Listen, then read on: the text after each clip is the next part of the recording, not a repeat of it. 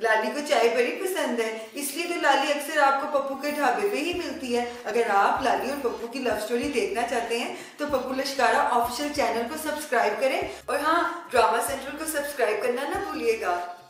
पप्पू ना वो Pakistan super league नहीं होती, उसका ट्रायल देने चला गया। वो तो पागल ही हो गए, इतने मुतासर हुए। नहीं, मेरे टैलेंट से नहीं, मेरी टटाई से। कहने लगे यार बड़ा ही ढीठ है तू, फिर आ गया। लाली सदके जाए पप्पू तेरे लिश्कारों पे। अगर तू मुझे PSL दिखाने ले गया ना तो मैंने ग्राउंड के बीच में जाके ना तेरे नाम की धमाल डाल देनी है। और ये देखो मेरी चाय में से मक्खी निकल आई है। और मामा दी अभी निकली तो आए, अभी तो अंदर ही है। लाली सदके जाए पप्पू तेरे लिश्कारों पे। कॉन्सेंट्रेट तो करने देना, सदके बाद में जाएंगे। अब मैं लाहौर कलंदर की तरफ से खेलूंगा। लो जी, लाहौर कलंदर, ओ पाकिस्तान, ओ मामा क्रिकेट।